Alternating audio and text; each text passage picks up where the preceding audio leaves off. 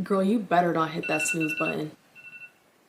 Yeah, you. Do you want to feel gross and tired for the rest of the day? Then listen to me and wake up. Hey guys, it's Alessia. Welcome back to my channel. Your morning routine is actually the most important part of your whole day. And if you're like me and are the farthest thing from a morning person, you might single-handedly be fucking up the rest of your day, and as a result, your life. I can't lie, before my morning routines used to literally just consist of me prioritizing my own comfort. I had no care in the world. And I used to blame it on me just not being a morning person because hello, like, need to cut myself some slack here. But little did I know I was constantly setting myself up to have the worst days ahead of me. And at this point, I'm sick of it. Like lately, I've been looking back on my days and asking myself, did you really do anything today? Were you productive at all? Did you at least enjoy yourself even though you did absolutely nothing today? And no, I didn't. Because as I've been researching, I found out that my shitty ass morning routine is actually the reason I have no energy or motivation. And as a result, not being productive at all. And I don't know about you, but my toxic trait is letting how productive I am affect my mood. So lately I've been grumpy to say the least. And girl, don't think I'm about to tell you to get up at 5 a.m., drink 17 gallons of water, do a hardcore workout. So I compiled the best, but still realistic morning routine that is guaranteed to set you up to have successful days and as a result, a more fulfilling life. Like this morning routine literally changed my life ever since I started doing it. And don't expect to implement everything at once. It's just not realistic. I'm really hard on myself, so when I wasn't able to change my shitty morning routine to the perfect morning routine in the span of a day, I was so hard on myself. But don't do that, okay? Don't be like me. And at one point, you're not even gonna have to think about it or even try. It's just gonna come to you naturally. I think this might just be the shortest intro I've ever done in my life, so like, let's take a moment. Give myself a round of applause. So don't think I'm a gatekeep, let's get into it. First things first, don't hit snooze, girl. I know that snooze button looks real juicy when it goes off, but when I say don't do it, girls don't do it. I would literally never listen when someone told me don't hit snooze. I'd be like, okay. And then when it came, I'd be like, snooze. But then I discovered the science behind it. And I was like, oh, shit. Maybe I should have listened. You're actually gonna wake up even more tired and sleep deprived after that second or third alarm goes off, or like for me, seventh, compared to if that first alarm goes off. And I'm not gonna get deep into the science because I'm sure you don't give a fuck. But long story short, when you go to sleep after you've already woken up once, your brain starts what's called a sleep cycle, and those take 75 minutes to complete. So girl, those 15 minutes of extra sleep are actually making you way more tired than before because now you're 15 minutes into a 75-minute sleep cycle, and your brain is like, what? I'm not done. And if that wasn't enough for you, it's scientifically proven that if you don't get up at relatively the same time every day, it contributes to depression and anxiety. And I don't know about y'all, but I can't afford to have more of that. Also, the earlier you get up, the better, but girl, one step at a time. So a little hack to make sure you actually do it is setting an alarm on your phone the night before and then charging your phone across the room. So when you get up, you actually have to like walk across the room to turn off the alarm. And at that point, you're already up. There's no going back. And this leads into my next point. Once you grab that phone to shut off the alarm, do not go on it. Put that hoe straight back down. Before, it was literally a staple of my morning routine every single day to scroll on social media for at least an hour after waking up before I even got out of bed. But you're actually supposed to stay off your phone for an hour after waking up. An hour, which is crazy, I know. So I still break this habit sometimes because an hour, but I actually noticed that the days I don't go on my phone in the morning for at least half an hour, my days end up being so much more stress-free and productive. And if you don't believe me, I have some more science for you. Going on your phone right in the morning when you wake up gives you an instant hit of dopamine, which is basically a feel-good chemical that your brain releases. And when your brain gets hit with dopamine right when you wake up, you're literally asking your brain to be stressed and distracted for the rest of the day. Oh, the sun is hitting right now. Look at that highlight, girl. Do you know what else spikes your dopamine?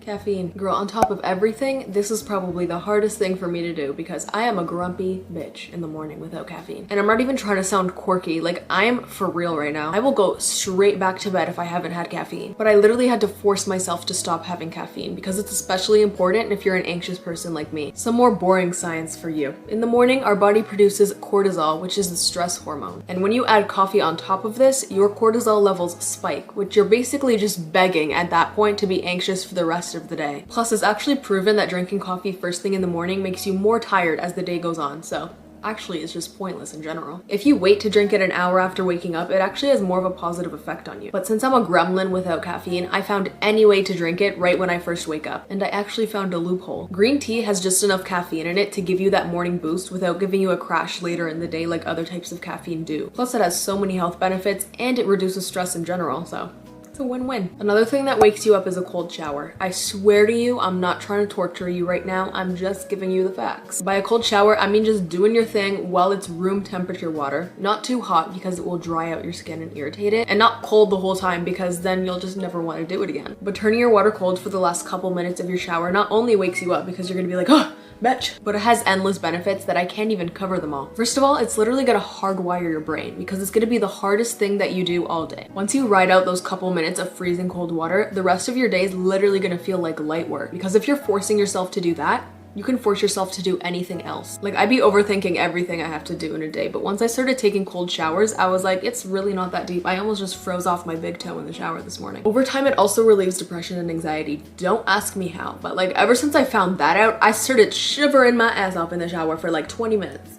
I'm kidding. It also increases your metabolism, which honestly, I need mine to slow the fuck down because I struggle gaining weight, but that's a whole nother video. And if you watched my hair routine video, cool water also helps to reduce frizz and lock in moisture. I would argue that taking time to do self-care is the most important part of your whole morning routine or even your day, because it contributes to your self-love, which is necessary for everyone to have. Because if you can't love yourself, you won't be able to properly give or receive love, which to me is what life is all about. And self-care looks different for everybody, but a combination of physical and mental care will make you unstoppable on the inside out. And since at this point I'm fresh out the shower, skincare is necessary, and that's personally my favorite way to show myself physical care. Y'all know I'm an Amazon junkie, especially when it comes to skincare, and y'all also know that I'm quite literally addicted to facial mists. And my absolute favorite that I've found so far has been this Dalba White Truffle Spray Serum. I originally bought it months ago because all the reviews were saying how insanely glowy it was making their skin. If you watched my last video, this may look familiar, but I already bought my second bottle because I be going through this stuff like a water, and now I'm able to partner with Dalba, so I am honored. One of the reasons that originally caught my interest was because the formula has 2 layers, and it's up to you whether you want to just spray it like that for the serum to hydrate your face, or you can shake it up to get the mixed formula and apply it like that for deeper hydration and moisture, which is how I personally like it. It's not necessary, but I literally douse my whole face in this, mainly because I'm an addict, but also the second it hits my face, it gives me an instant glow, which I love, especially in the summer. I start wishing that I could bathe in it, which you actually can, because you can spray it all over your body day and night, so I basically do bathe in it. I'm in love with the smell, but I also love that it's packed with a bunch of natural ingredients like niacinamide, avocado oil, and Italian white truffle, which is the thing that appealed to me the most because I've never heard of it before. Plus I was like, you're Italian? Are we related? But after researching it, I found out that it feeds the skin with antioxidants and vitamins to deeply nourish and hydrate it, and it's just derived from Italy. We're not actually related, sadly. I don't know how, but like the mist that it gives off is unlike any other spray that I own. It's almost like the particles are so small that it feels and looks like a cloud. I honestly don't even know how to explain it. You just have to try it for yourself. So I'll put the Amazon link to shop the product down below in the description. But after the serum spray dries, I like to go in with a sunscreen because it is morning and I'm not trying to shrivel up by the time I'm 30. Thank you. Lately, my go-to has been the Numbuzen No. 1 sunscreen, which I love because it soothes and moisturizes my sensitive skin and leaves no white cast. This part is not sponsored, I promise. But I'll also put the Amazon link to this below in my storefront because all my other skincare is there too. But I saw this dermatologist talking about how less product is actually more in the morning, so I've cut down on doing my whole skincare regimen in the mornings, and I'll keep you guys updated on how my skin is doing. But after my physical care is when I move on to my mental care. I like to give myself mental care in a lot of different ways, but I also don't like packing my mornings with a bunch of stuff because then I get stressed out. So I like to do a morning meditation because it just helps to clear my mind and prepare me for the rest of the day. And don't trip, I'm not a master meditator yet, so I still do my guided meditations on YouTube. Depending on how I'm feeling, I either do one for happiness, I do one for motivation, I do one to clear anxiety. There's so many, like, just Google it. But when I can, I love meditating outside, so this leads to my next step. This is a perfect time for the sun to come out. She literally knows I'm about to talk about her because the next point is getting morning sunlight. When I learned about this, it literally shook me to my core, but getting morning sunlight is so important. It's actually one of the major contributors to getting seasonal depression because who wants to go outside in the winter in the morning? Not me, girl. Especially with these Canadian winters. No, thank you. So honestly, I'll let you know what I do in the winter because that will be a dilemma. But all I know is when I move to Europe, it's over for everybody. So girl, I don't just mean looking out the window or getting some sun from the window. You need to soak that bitch up. So at this point, I like to do a 10 to 15 minute meditation outside so I could soak up the sun and get my mental care in at the same time. About to hit you with some more science. At this point, I should become a scientist because wow, those chemistry and biology classes are really paying off. I'm kidding. I actually learned absolutely nothing. I had to figure this all out for myself. But the reason it is so important to get direct sunlight in the morning is because it helps stabilize our circadian rhythm, which is basically our physical and mental changes over a 24-hour cycle. And I have a lot of those. So because of that, our circadian rhythm does so much, from helping us reduce stress, to putting us in a good mood, to increasing energy, to stabilize our immune system, and putting us to sleep like a baby so we're rested for the next day. Have you ever had jet lag that lasted for days? Well, that's what it feels like when your circadian rhythm is out of whack. And if you want to feel like that, by all means, just stay inside. But you're gonna have no motivation, decreased memory, brain fog, increased stress, and be tired all day but then not be able to sleep at night. Okay, now at this point, my lazy ass would want to get straight back into bed. And I've always been the person that's like, why should I make my bed if no one else is gonna see it but me? Like, hello? But me not making it is exactly the reason why I want to jump back into it. Like, it looks too good with my sheets all jumbled up everywhere. I just want to like, So for the girls like me, we need to start making that bitch, okay? Not only does making your bed not make you feel the urge to jump back into it right away, but it helps you to complete that first task of the day, and it feels like an accomplishment even though it's so little, but it's gonna give you that motivation to push you to do the rest of your things that you have to do. And you get the satisfaction of already marking something off your to-do list. Even though it's really small, trust me, it works. You thought I was gonna forget to tell you to hydrate, didn't you? Who do you think I am? I swear I add this in every morning routine that I make because it's something I've been swearing by and most people forget. Lemon water is so good for detoxing the body, and if you have acne prone skin like me, it's gonna be your best friend. It also gets your digestive system moving since it's early morning. And if you want to go to the extent of adding a little pinch of salt in your water, I highly recommend it. And honestly, this would be the time to do it because I hate that taste of like a little hint of salt in your water, so the lemon will take it away. But salt water is so good to have, especially in the morning, because it adds those electrolytes back into your body after you deprived it from hydration during your sleep. Honestly, I don't know if I feel more like my doctor right now or my high school science teacher. Depending on how fast you get hungry, you can eat breakfast at any point, but I personally don't get hungry until about an hour after waking up. But when it is time to make breakfast, I make sure it's as high in protein as possible because it helps to fuel you up until your next meal, and it helps to build muscle, which I need some in my butt.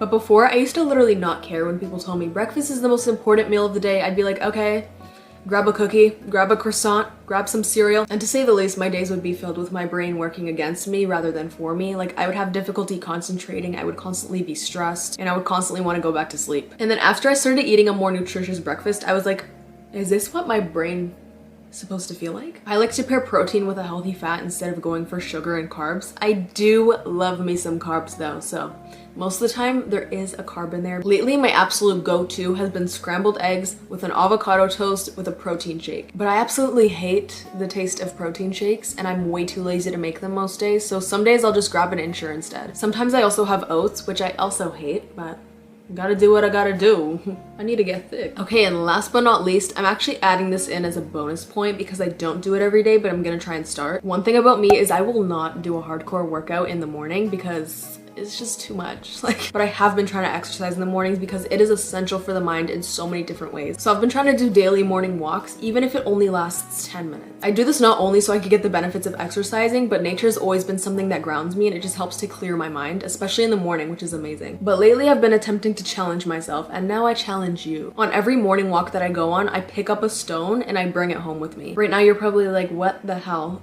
are you talking about? But with each walk I take, these stones are signifying stepping stones into me becoming the best version of myself, and I just put them in a jar every walk I do. It just serves as a little reminder that slowly but surely I am making progress into stepping into the best version of myself. If you do end up trying this, let me know how it goes. Let me know if it starts motivating you or how you feel or what's going on in your head. Or DM me a picture on Instagram of your jar of stones. So yeah, it's something we could do together to step into the best versions of ourselves, because I'm not going on this journey alone.